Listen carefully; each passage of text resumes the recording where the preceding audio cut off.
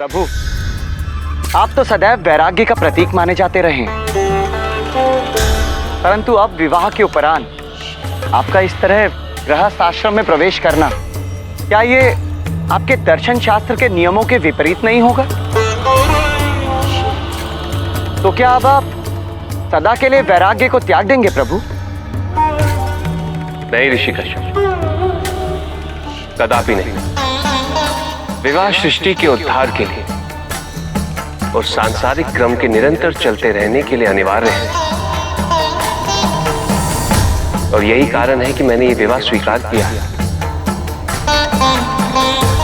अब रहा प्रश्न वैराग्य का, तो दर्शन शास्त्र के अनुसार और मेरी विचारधारा के अंतर्गत विवाह और वैराग्य एक दूसरे के पूरक बन सकते हैं। सती से मेरा यह विवाह इसी बात का आदर्श उदाहरण बनेगा। ये कैसे संभव है महादेव?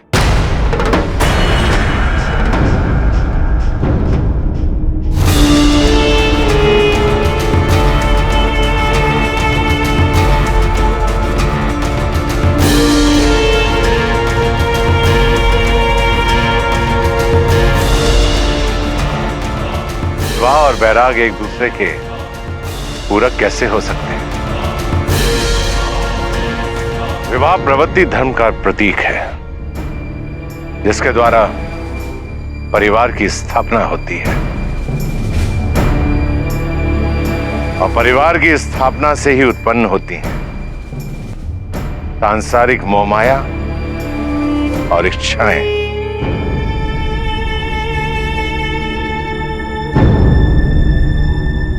उन इच्छाओं की पूर्ति करने हेतु हम देवी देवता को प्रसन्न करने के लिए यज्ञ करते हैं।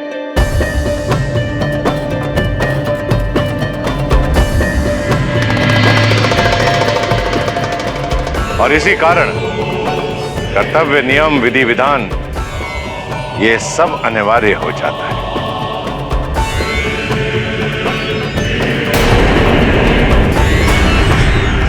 किंतु वैराग्य तो निवृत्ति धर्म का प्रतीक है, जिसमें अपनी सभी इच्छाओं का त्याग कर सांसारिक मोह माया से दूर रहना ही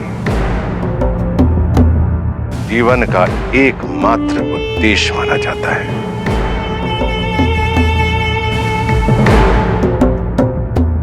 जहां ना कर्तव्य महत्व रखता है, ना उसका विधि विधान, और ना ही नियम से कोई सरोकार है।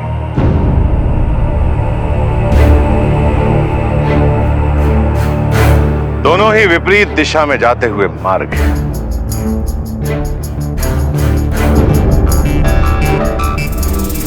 दोनों का लक्ष्य उतना ही भिन्न है जितना ये पृथ्वी और वो आकाश।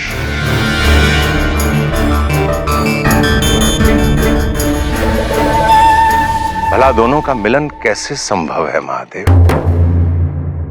सबके साथ रहते हुए भी किसी का मोह न करता, ये भी तो वैराग्य हो सकता है प्रजापति। विवाह के नियमों का पालन करना, किंतु माया में न उलझना,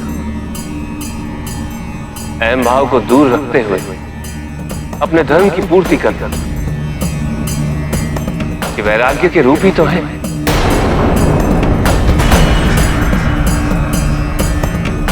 यदि कोई विवाहित जीवन की इस परिभाषा को अपना ले, तो वैराग्य और विवाह एक दूसरे के पूरक अवश्य बन सकते हैं, और यही सबसे उत्तम, सबसे श्रेष्ठ विवाह का उदाहरण बन जाएगा। अहम भाव को दूर रखते हुए अपने धर्म की पूर्ति करना सुनने में अवश्य अच्छा लगता है महादेव, परंतु विवाह के पश्चात यह संभव कैसे? अहम भाव को कैसे दूर रख सकते हैं? कहने और करने में बहुत अंतर होता है महादेव। मैं जो कहता हूं उसका पालन भी करता हूं। आप तो यज्ञ में विश्वास नहीं रखते, इसी कारण यदि संभव होता तो मैं आपसे निवेदन अवश्य करता कि आप जो कह रहे हैं उसके प्रमाण हेतु कल मेरे नियम और विधि विधान का पालन करते हुए मेरे यज्ञ में सम्मिलित होकर दिखाएं।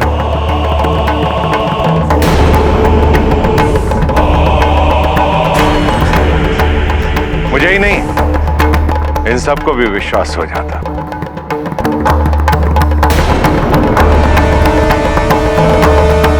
कि विवाह उपरांत अहम भाव को दूर रखते हुए धर्म की पूर्ति की जा सकती है।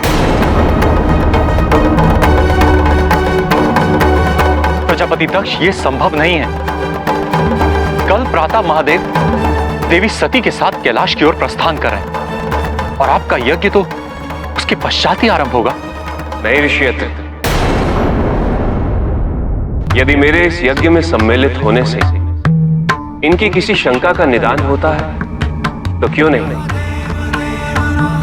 ये तो मेरा सौभाग्य होगा। अब मैं यज्ञ उपरांत ही यहां से प्रस्थान करूंगा।